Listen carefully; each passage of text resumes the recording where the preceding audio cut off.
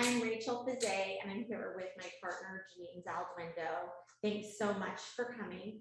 I see a few of you that we know on the list of attendees, and what I am really hoping for is that you all will help us with our presentation by participating. This is meant to be an interactive presentation, and we love to see either questions in the chat or your lovely faces pop up. Just feel free to interject. I think everybody has normal Zoom capabilities here, and it'll be really obvious when we're looking for an answer. So thanks so much for attending. This is an ethics presentation. It's a day in the life of a very busy in-house counsel that is just trying to get through her day as you do, but things keep popping up. So I'm Rachel Fiset. I am a litigator and a white-collar criminal defense lawyer. And I think we have little slides on the next step. Thank you. We are a women-owned boutique, Zweiback, Fiset, and Coleman, soon to be Zweiback, Fiset, and Zalduendo with my new partner. But I handle all manner of civil litigation and white-collar criminal defense and government investigations issues. Hi everyone, my name is Janine Zalduendo, Rachel's partner, as she mentioned. I'm new to the firm, but I have been practicing general litigation for almost 20 years now. I was previously at Quinn Emanuel. Now I'm here, and one of my focus areas is high stakes defamation litigation. Those are probably my favorite cases, and some of that stuff we'll actually kind of touch on in this presentation, but otherwise I do a general practice. Great. So we'll dive right in. This is a series of 9 scenarios. There's Lucy looking tired. I think I might be looking in a mirror right now. That's actually me. And we have 9 scenarios that we will go through that would come up in a day. And again, these are all tied to ethics rules. So we'll try not to bore you with what rule they all apply to, but you're going to hear us mix it in since it is a CLE and we're getting ethics credit for this. So Kathleen's managing. So Kathleen, I think we'll start with scenario 1. Great. Global is part, oh, sorry. Yeah, I'll take this one. It's 9:15 a.m. in Ethel's day. Global, her employer, is part of a large corporate family, and from time to time, Ethel Esquire is asked to provide advice across the boundary of Global's corporate structure to other entities on issues that range from group processes, branding, compliance. Today, a vice president from one of Global's joint venture entities asks Ethel to provide advice to the joint venture relating to its contact. May Ethel provide advice to the joint venture, although she is a senior counsel to Global? Anyone? Oh, we have a poll. This is great. So we'll wait if we can get your response.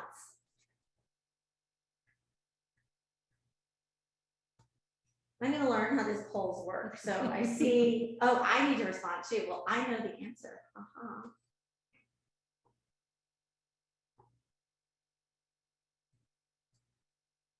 Okay. Would anyone like to take this, unmute, and just chime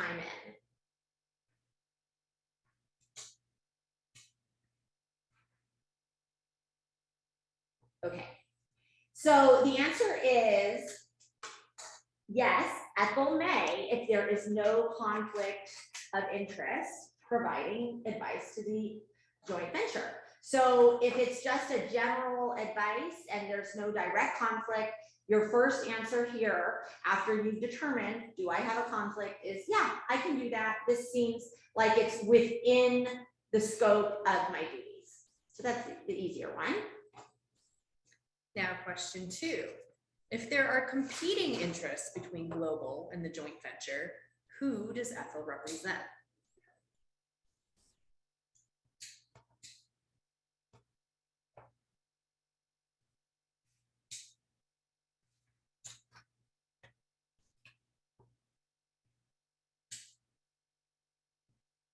Anyone? Okay, so Ethel represents who she works for. So she represents her current client, which is Global. So that's answer A. And in a competing interest type of scenario with a joint venture or in your own practices, you represent your client first and foremost. So this also comes up a lot in my world where we have multiple clients that might be involved in an investigation and everybody's a witness. So everybody signs this is a little different than a joint venture, but everybody signs the engagement letter. And then at some point you realize,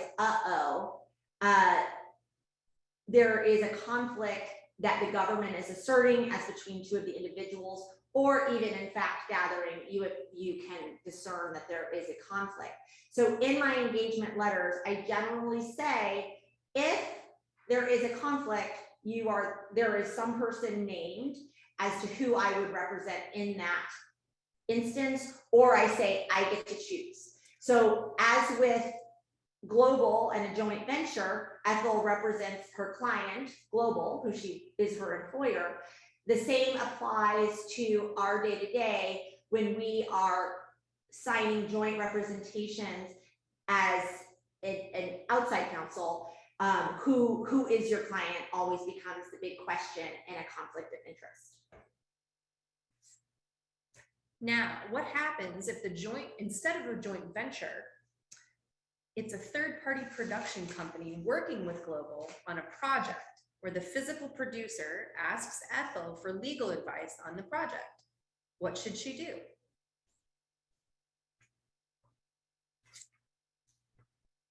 Anyone? I'm going to keep asking. I know somebody at least some point in this presentation is going to answer. Should I chime in? Oh, yes.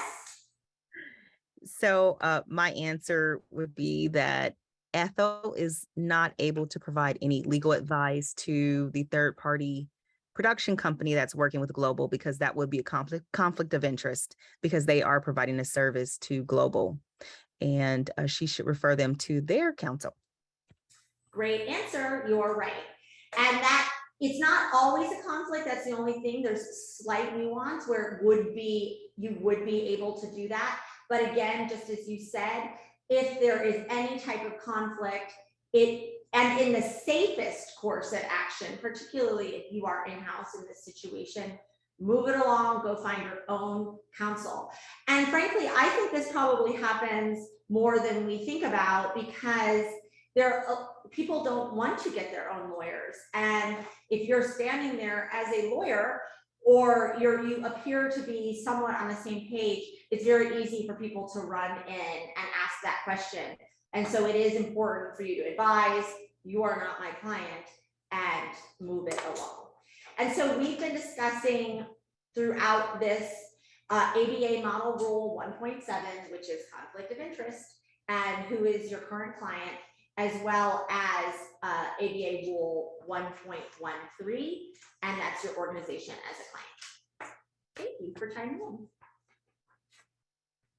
So now it's 9:45 a.m. Ethel has another situation on her hands. Standing in Ethel's door is Henry, an executive vice president who is in line for the presidency of Global. Henry asks Ethel to oversee the investigation into a sexual harassment complaint by an employee against Andrew, another EVP with whom Ethel sometimes works. Henry mentions that one of the individuals the complainant has identified as a witness has already mentioned to HR that she does not want to participate in the investigation, or if she is forced to do so, intends to bring her own attorney with her to the interview. Ethel does not tell Henry this, but a few years ago, one of her good friends at Global told her that Andrew had made inappropriate sexual comments to her and sent her multiple unwanted text messages. Ethel's good friend begged Ethel not to tell anyone about it, and they devised a way for the friend to extract herself from Andrew's attentions. What are the ethical issues related to Ethel's involvement in this investigation? So I don't know if we have a poll here, but should Ethel attend the interview? of the employee who has said she will bring her own attorney. And or if Ethel attends and Global later uses the investigation report to defend a lawsuit by the complaining employee, is Ethel likely to be called as a witness for deposition or trial? Or should Ethel decline the assignment based on her experience helping her friend deal with Andrew? Anyone? Any employment lawyers out there?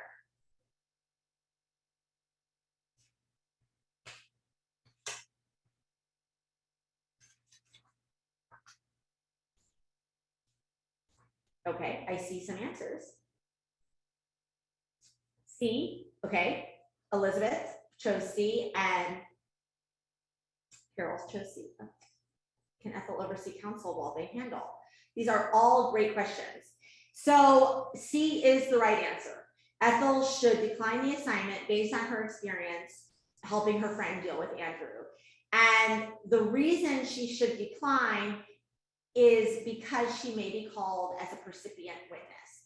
So her friend has come to her in confidence. However, Ethel's ethical duty could still possibly be to be a witness in this case as it relates to Andrew's behavior.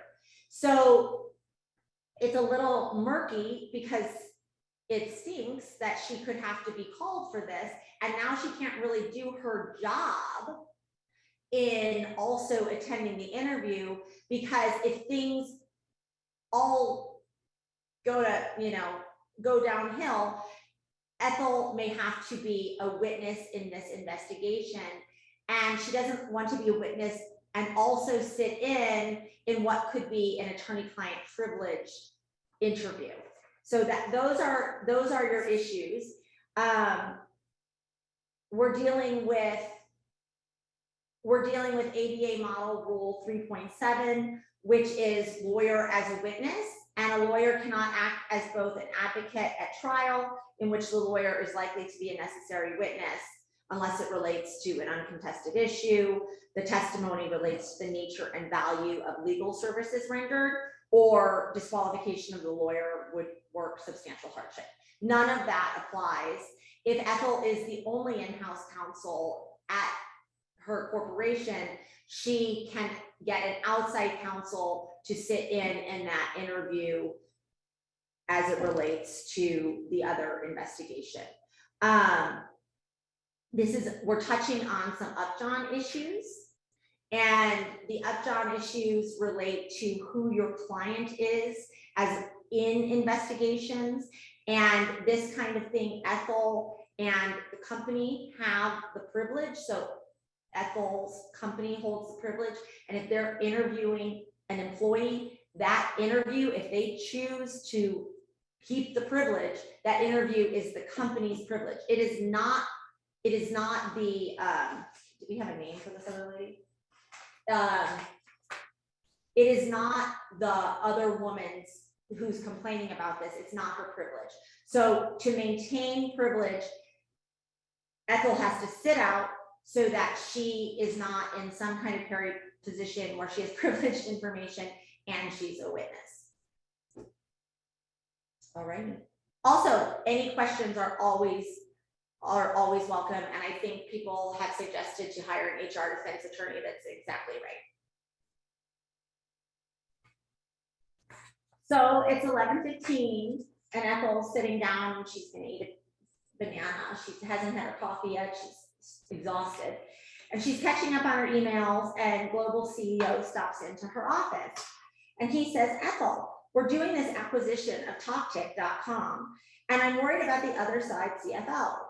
He might be stealing, and I feel like there are likely a lot of employment issues he is not telling us. He seems so sleazy. How can we protect Global and find out about him without hiring a PI?" Ethel says, "Well, there's a lot of information online about people through their social networking sites like Facebook. You'd be surprised to see what folks put on the internet. The CFO knows my name from the deal, but why don't I get my friend, a paralegal who formerly worked here, to sign up as a friend to the CFO and get access to his Facebook page? Then we wouldn't have to identify the company and we can find out what's there." The CEO says, good idea, Ethel, let's do it. So what are the ethical issues related to social media in this context? Great question. So the first thing that I want to sort of point out is that we're talking about making contact with the adverse party. This isn't so much doing discovery work or diligence work in a non-contact sort of way. This is friending, sending an unsolicited message or notice to the other party that they will have to respond to. And that is not allowed. To the extent that there is any sort of communication that is involved in this spying, that is a conflict of interest and also a communication with a person that's potentially represented by counsel. So that would be sort of a violation of both the ABA Model Rule 1.7 regarding the conflict of interest and also 4.2, which is, contact with a represented party. Now, what you might ask, what is the problem if the account is public and you don't have to jump through any hoops? I think that's sort of more of a gray area. Again, caution dictates that you probably shouldn't be doing this, especially again, to the extent that it would be sending any sort of communication to the other side. However, I think if you're talking about a situation where someone's posting on Twitter and you're reading their Twitter feed and there's no communication going back and forth, you're not responding to the tweets, you're not engaging in any way, that's a little bit different. And then the last question here is it improper for an attorney to perform social media research or to friend? Can they instruct a paralegal or someone else to do it? And the answer is no. In the same regard that they aren't, ethically able to make those communications, someone who they're controlling or who works for them, is under them, also cannot do the same thing. And it implicates the same model rules. And in addition, also model rule 5.3, which says that a lawyer shall be responsible for the conduct of a non-lawyer employed or retained by them. So to the extent an attorney can't do it, they can't sort of bypass the rules by having their paralegal do the same thing. You want to slip to the next one? Yeah. What about in a litigation context? Are the rules different? No, the rules are not different in the litigation context. It's the same situation where you can't be communicating with an unrepresented party and the same rules apply. Similarly, you can't direct a paralegal or someone who's employed by you to do the same things that you can't be doing.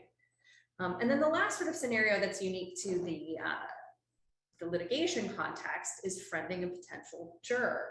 Again, that is not advised. And in certain situations, and in certain jurisdictions, again, there's specific rules that prohibit that. Specifically, like in New York, there is a model rule that says, we conclude that if a juror were to receive a friend request or similar request from a social networking site as a result of attorney's research,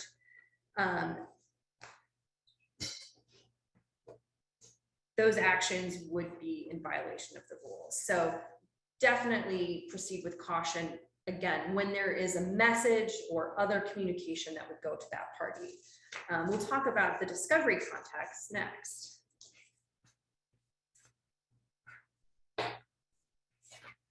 It's 12:02.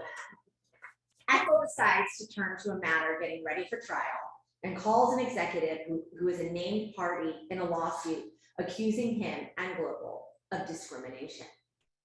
The lawyers on the other side have been aggressive in their discovery requests. Listen to what I got today.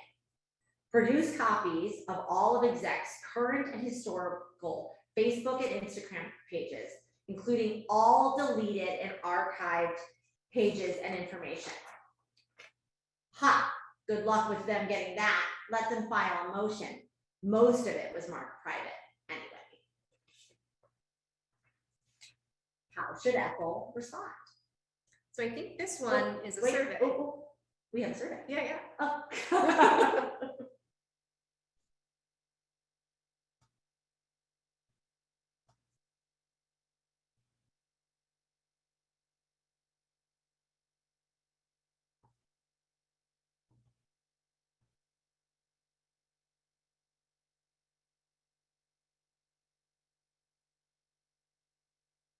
Does anybody want to give it a crack?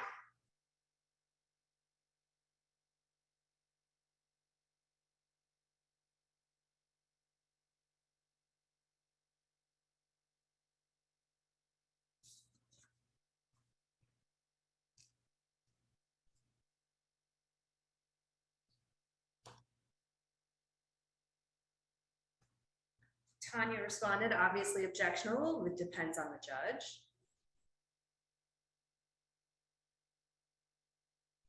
So actually, the answer is not much luck needed, likely to lead to the discovery of admissible evidence and all that. I think we'll have to produce it.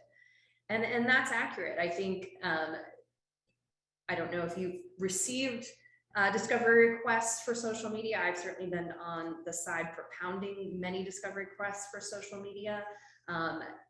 It is fair game, even if it's marked private, as long as it's responsive. You know, it adheres to the regular rules that govern discovery, but if it's out there, it's discoverable. And, you know, that's what I was saying before. So if someone has a very prolific life on Instagram or life on Twitter, as an attorney, you can look at those things without violating ethical rules. It's when you're engaging with that person surreptitiously or directly that starts to cross into the prohibitions against communications with represented parties. But in terms of discovery, it's fair game. And again, you have to look at it to know what might be out there, to assess it, to understand if they're not providing everything that they should be.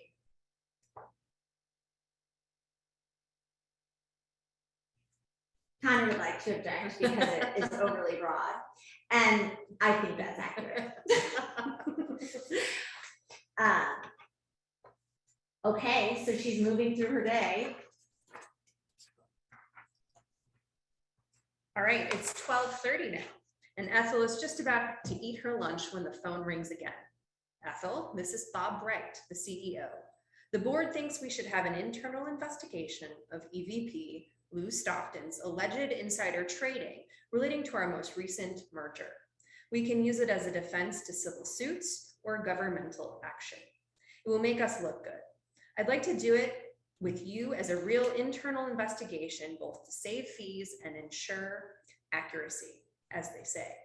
But if you don't think that's wise, give it to ZFC law firm, who does a ton of work for us. Whoever undertakes the investigation, I want to make 100% certain that all interviews and notes of those interviews will not be seen by anyone outside the company. The final report we can show to the world, but not these internal conversations. I'm just going to address Andrew Rubin's comment from the social media post, because we want to address all comments and encourage you to make them. Was there an order to preserve the material? So he's on the back one. If not, and it has been deleted, why should there be a duty to produce it? And I think the point is, if you have it, if you deleted it and you don't have it and there's no order to preserve, yeah, it's gone. So just as with any other discovery, if it's there in some delete file, you've got to produce it. If it's not there and you deleted it well, then you don't. And you deleted it before the onset of litigation, and there's no preservation notice. Obviously, if it happened after the fact, you have spoliation issues on your hands. But yeah, it's treated the same as any discovery. Anyway, back to, should Ethel be doing a white collar investigation here into insider trading? And if ZFC law firm performs the investigation, will the interviews be protected by the privilege? Yes.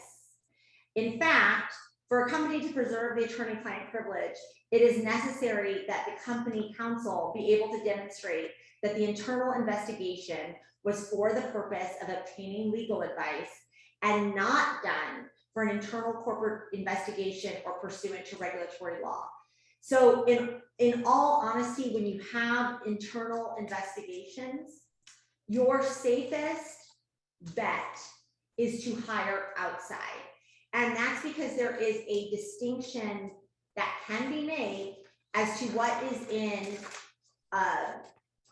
furtherance of possible litigation, making it legal advice, and what is, and subjecting it to work product and attorney-client privilege, and what is business advice. So the clearest way for a company that has the means to do so is to hire outside and for the purpose of a particular investigation, because there could be litigation follows. So that's the best, and that's your best practice answer. And ZFC always has the privilege of the company. Whereas when you have an in-house counsel, there are many ways to maintain counsel, to maintain privilege, but it becomes a little murkier.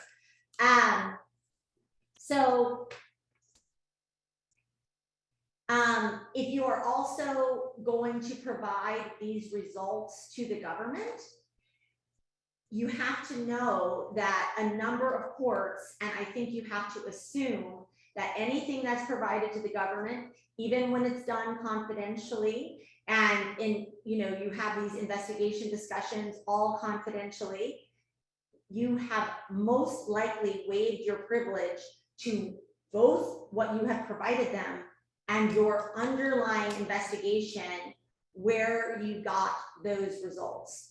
So this is generally a subject matter waiver. And in my practice, this question is actually asked quite a bit. We'd like to give the government what we'd like to give them based on the results of the internal investigation and show that, X, Y, and Z was not happening. So why don't we write them a report and show them that?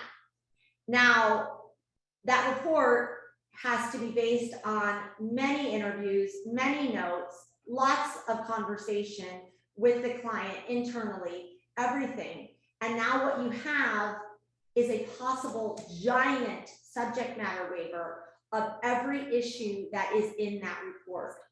So it's important to both protect the privilege while you're going through an internal investigation and properly institute measures that protect the attorney-client privilege and the work product privilege, meaning this is done in anticipation of litigation, and then very, very thoughtfully determine what gets out about that investigation, given that it could be a subject matter waiver as to every issue discussed.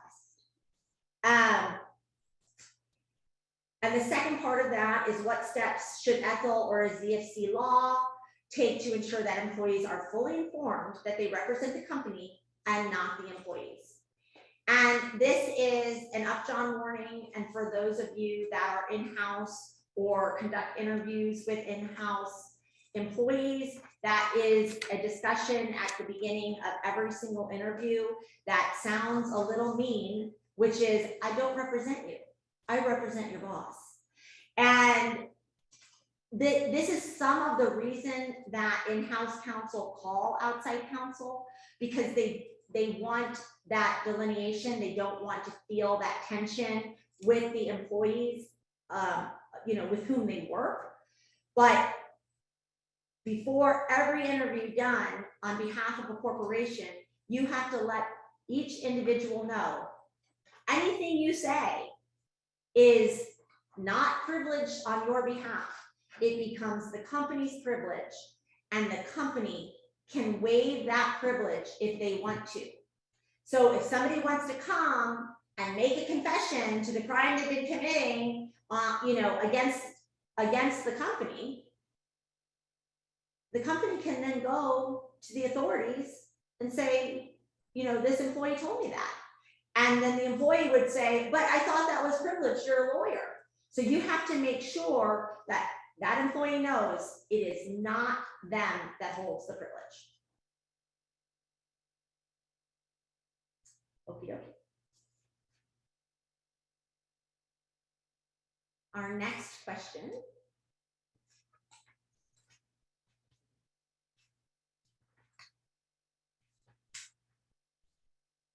Our next is, it's 1:15. Ethel's probably hungry.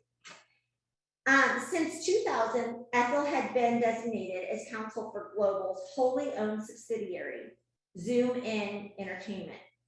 Beginning in 2009, senior management at Global began considering selling all of the stock of Zoom In.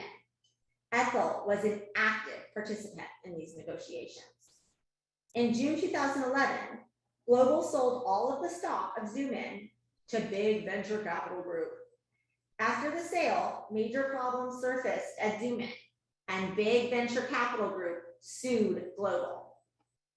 Global's outside litigation counsel calls Ethel and says, Ethel, I just heard from Big Venture Capital's lawyers, and they tell me that Zoom In has waived all attorney-client privileges with respect to you, and now Big Venture Capital is seeking all emails and other documents you prepared or sent relating to Zoom In. I need to talk to you about what we need to do. Can Big Venture Capital Group cause Zoom In to waive the privilege? Does anybody have any thoughts on this one?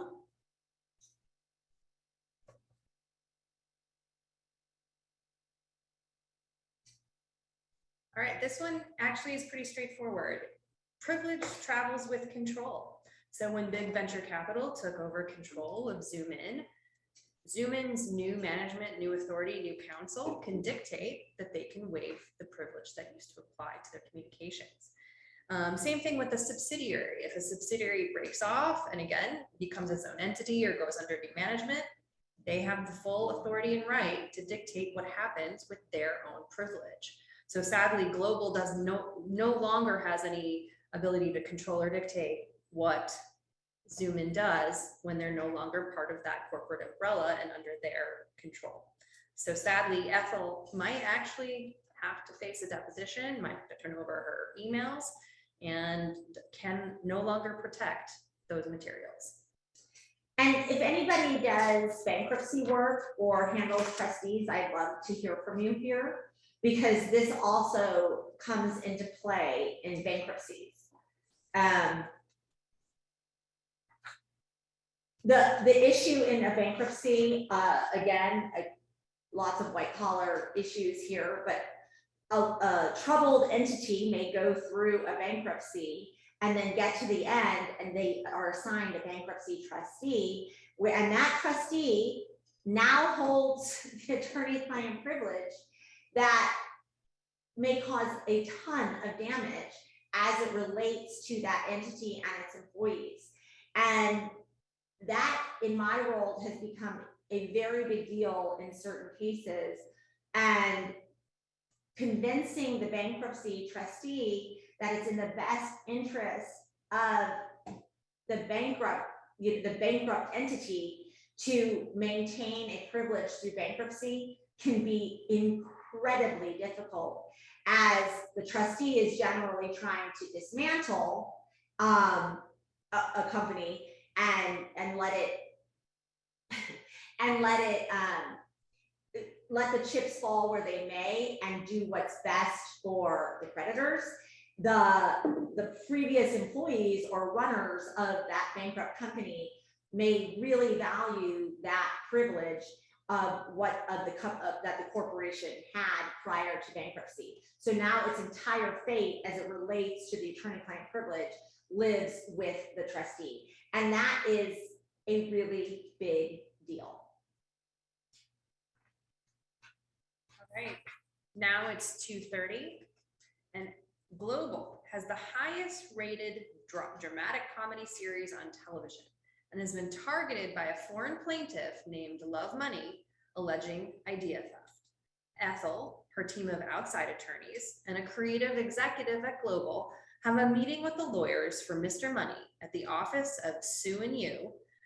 When they arrive at Miss Yu's office, they are told that there will be a slight delay and are asked to wait in a conference room for about 15 minutes.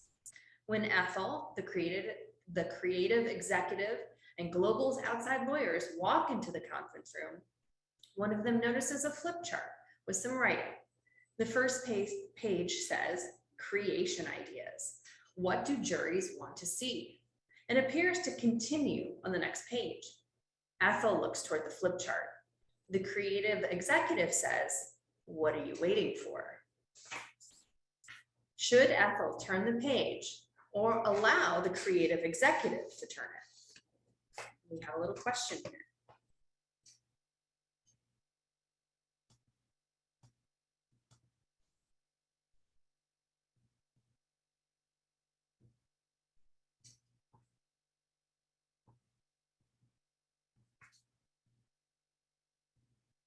Okay, any takers? I mean,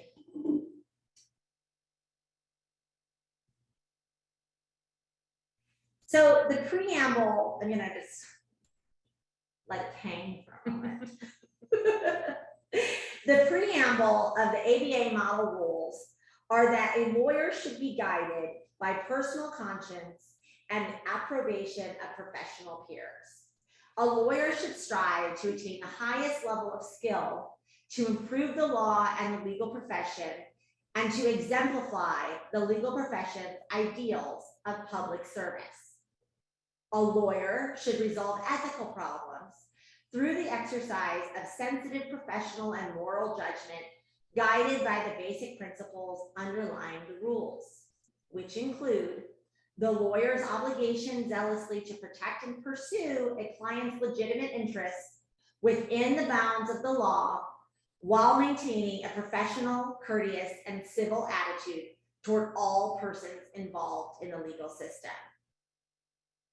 And then model rule 8.4a, it is a professional misconduct for a lawyer to violate or attempt to violate the rules of professional conduct, knowingly assist or induce another to do so, or do so through the acts of another. So what do you think?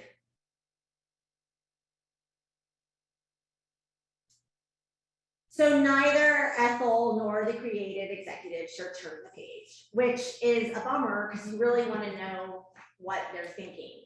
And I'm sure we've all had inadvertent communications either come to us or sometimes they come about us or we've sent them out. And when you know something is an inadvertent communication or an inadvertent opportunity to have that communication, I think given the preamble of the model rules and our personal conscience and approbation of professional peers, we have to give them the benefit of the doubt in this type of instance. I mean, there are definitely more questionable types of instances where you're not sure if it's inadvertent or not, where there's a disclosure. But I think you have to use your professional conscience to figure out how to proceed. And yes, it could totally be a trap.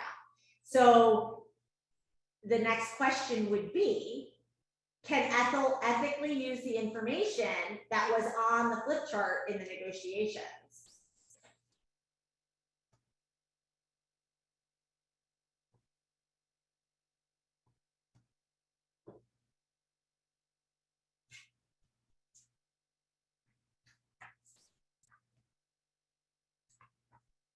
And any answers here? What if that flip chart she didn't have to turn? So what if they just walked in, found out what a part of their legal strategy was or what they're actually seeking? So that's a slightly different issue. She had no intentional act that had to be done. And it's hard to avert your eyes when you walk into a room. So now that she sees something, you know, maybe the amount they're asking for, something like that, can she use that in her negotiations?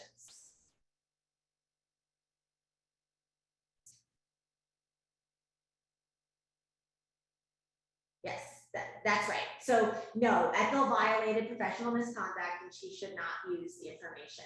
That is true, but in all honesty, I don't know how people are supposed to be expected to delete from their brain what they get in an inadvertent communication, even though the ethical rules would basically instruct us to do that. I had a scenario not so long, I mean, I think in the last month, where an attorney was talking about me and sent it to others in my law firm, not me, you know, with their plan and their vacation plan, and hoping I really didn't ruin it because, you know, of the dates that they needed to be somewhere. And so it's hard to unsee that, even though you have to say, I assume this was an inadvertent, you know, an inadvertent communication, and it wasn't meant for me. And I've seen a few nasty ones.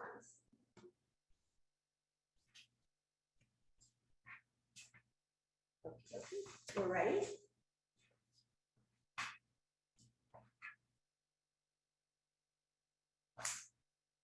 Okay, 4 o'clock. Woo! She's almost done. Ethel needed a break and went for coffee. She is back at the office and looks in her purse and realizes that she left her new iPhone at the deli where she picked up her coffee. Ethel spent yesterday working with John from Global's IT department to ensure that she had access to her work emails and files on her iPhone. Heaving a sigh at the inconvenience, Ethel suddenly sits straight up in a complete panic, realizing that she had promised John that she would password protect her phone, but she didn't. Ethel grabs her purse and races back to the deli and can't find her phone. Ethel is assured by a harried clerk that no one turned it in. What should she do? Does anybody have any thoughts on what Ethel should be doing right now, other than panicking?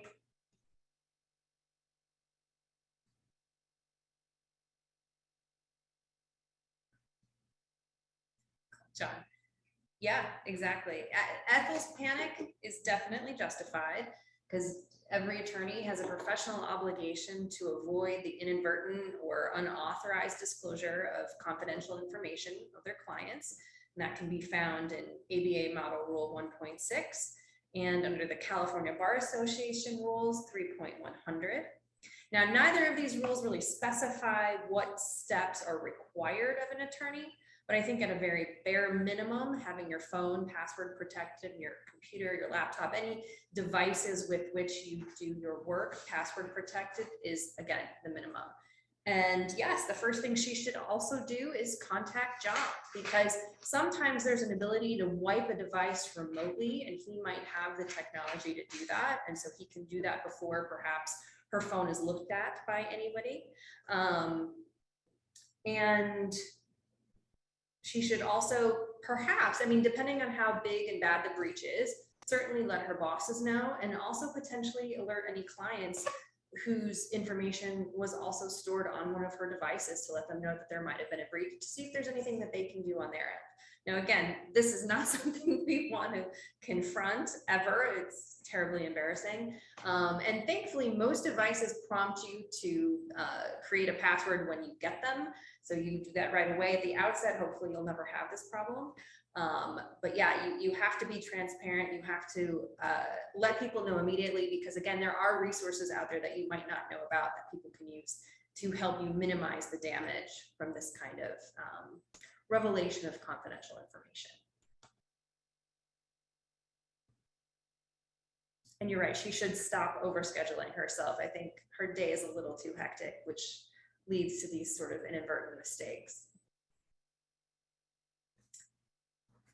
All right, our last scenario. The day is just about done, but yet not quite out of the woods. Ethel receives the following email from Tommy Tech regarding an acquisition. Ethel, I am Tommy Tech, staff attorney in your office, working on the funny paper acquisition. I just got a long email from seller's counsel with some draft documents attached that I am pretty certain have gone through several iterations. I want to run the email and its attachments through our system to check for metadata. I might be able to find out who made the changes and when, and what the original documents said. We could try to find out if they've changed the purchase price or some other conditions in the contract. It would be good to know their original thinking. Do you have any problems with this suggestion?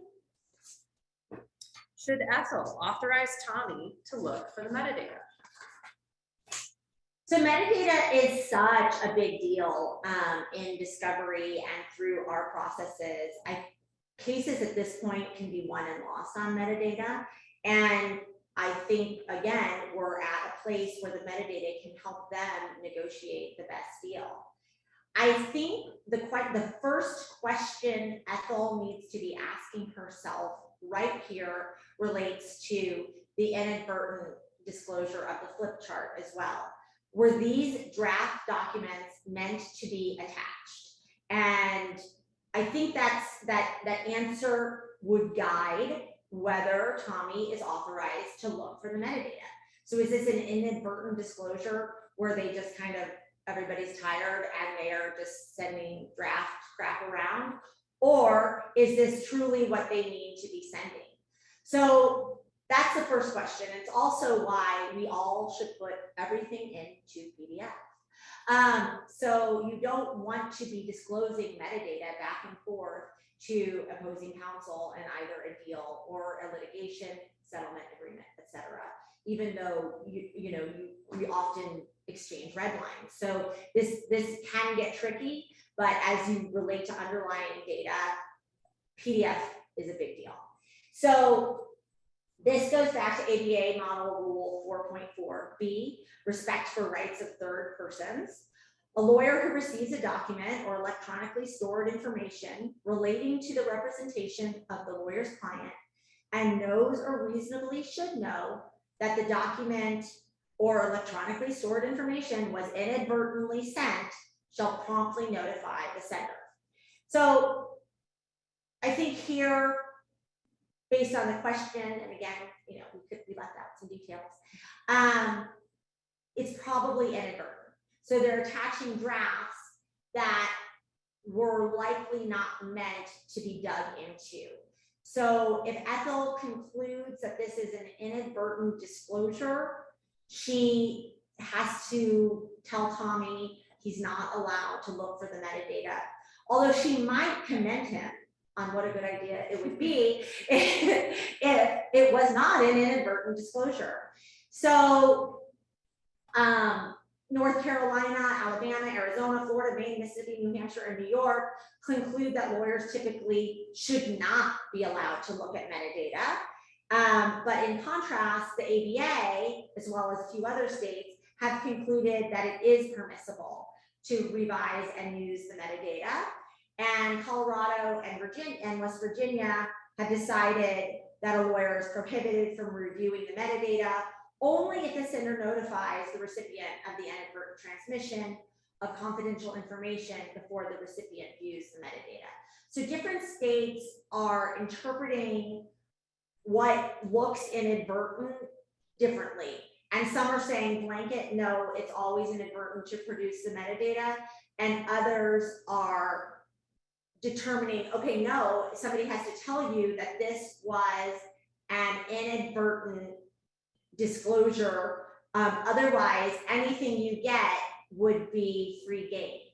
So I think you have to really be guided by your ethics decisions and how you would look at a disclosure when it is not particularly clear, because metadata is, like we said, a very big deal. And a lot of times in discovery, you're specifically asking for native documents that include metadata. I know I am doing that quite a bit, to determine how things went through time and various iterations. I recently had massive sanctions issued on the opposing party after receiving metadata in a document through a long fight, getting the metadata and seeing what actually happened with various deletions, etc. So big deal, but again, you have to remember your ethical issues of what is inadvertent and what is actually being provided to you. So that concludes our scenarios. We would love to get any of your comments or thoughts, and we're thankful that you all participated in our CLE.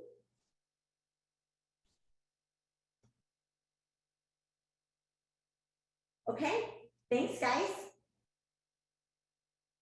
have a great day.